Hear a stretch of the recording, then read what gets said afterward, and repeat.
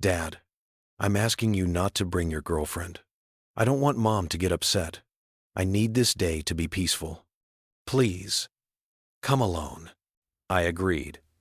2 weeks later, I found out his mother was bringing her boyfriend and sitting him in the front row. The wedding was in October, 3 years after the divorce. My ex-wife Karen had the affair. She left me for a coworker, destroyed our 28-year marriage.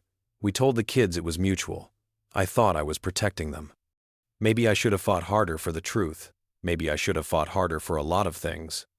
I remember Karen sitting alone at the kitchen table past midnight, waiting for me to come home.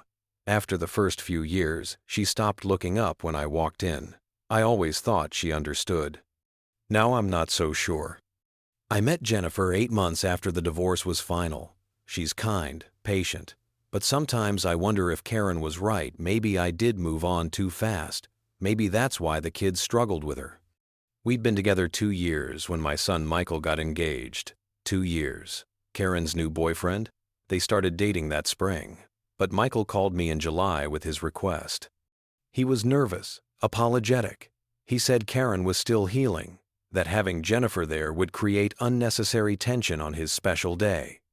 I said yes because that's what fathers do, but I stared at my phone that night, wondering when I became the parent who had to step aside. 3 weeks before the wedding, my daughter Sarah called, crying. She'd just had lunch with Karen and heard all about what Karen's boyfriend Robert was wearing to the wedding. How they'd practiced their dance for the mother-son moment. How Karen bought him a new suit that matched her dress. Sarah was furious.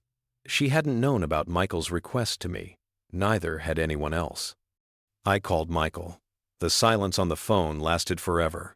Then he admitted it.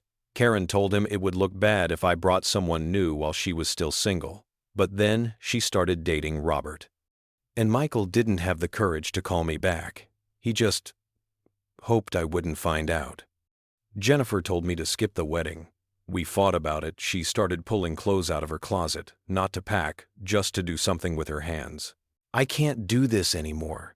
Your kids hate me, and you keep apologizing for everything. I convinced her I'd go alone, that it mattered. She looked at me for a long time. Why don't you ever get mad? Just once, tell them no. He's my son. I went. I went alone. I sat on the groom's side, 4th row. Karen and Robert sat in the 2nd row. She wore burgundy. He wore a navy suit that matched perfectly. During the ceremony, I watched my son marry a wonderful woman named Amy. I was proud of him, and angry, and sad. When the photographer started organizing family photos, Karen made sure Robert was included. She actually said, "Robert's been such a support system for us during this transition." Michael looked at his shoes. I stepped aside, but Amy stopped everything. She'd found out 2 days before the wedding. Michael finally confessed when she asked why I was coming alone. She didn't speak to him until an hour before the ceremony. She almost called it off. Amy pulled me into the photo. "He's staying," she said to the photographer. Karen didn't say anything. She positioned me right next to Michael. Karen's face went white. Robert stayed in the photo. Amy had already made her point, and pushing further would have caused a scene she didn't want. The reception was tense. At the bar, I saw Karen standing alone by a window. Robert had left early. She looked exhausted. I almost felt sorry for her. Michael looked like he wanted to disappear during the mother-son dance. Later that night, Michael found me. He'd been drinking. He apologized, said he'd let his mother control him because it was easier than dealing with her anger. He said sorry about 5 times. I told him it was okay. He wasn't wrong. But hearing him say it out loud hurt more than the exclusion. I told him I loved him. I told him I'd always be his father. But I also told him that forgiveness doesn't mean forgetting. And that he was 30 years old enough to make his own choices, even the hard ones. He got defensive, said I didn't understand what it was like having Mom call him crying about how lonely she was, how I'd replaced the family so quickly. Said he was just trying to keep everyone happy. I didn't say anything. What was there to say? Sarah called me the next morning. She'd talked to Michael. He'd broken down, told her everything. How Karen had been pressuring both kids for years.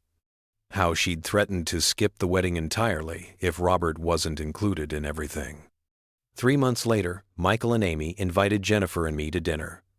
Michael apologized again, sober this time, real. It was awkward. Jennifer was quiet, and I couldn't blame her. Dinner was awkward, but we got through it. 2 weeks later, Karen called Michael in tears about something. He canceled our next dinner. Old habits. It took 6 more months and another fight with Amy before Michael started setting real boundaries. It's still not perfect. Sarah still walks on eggshells. Michael still struggles with guilt. Jennifer and I are working through what it means to blend into a family that didn't want blending. Some days are better than others. Some days, I wonder if I should have told the truth from the start. I don't have a clean lesson here, but we're here now, trying to figure it out, one awkward dinner at a time. I don't know if it'll get better,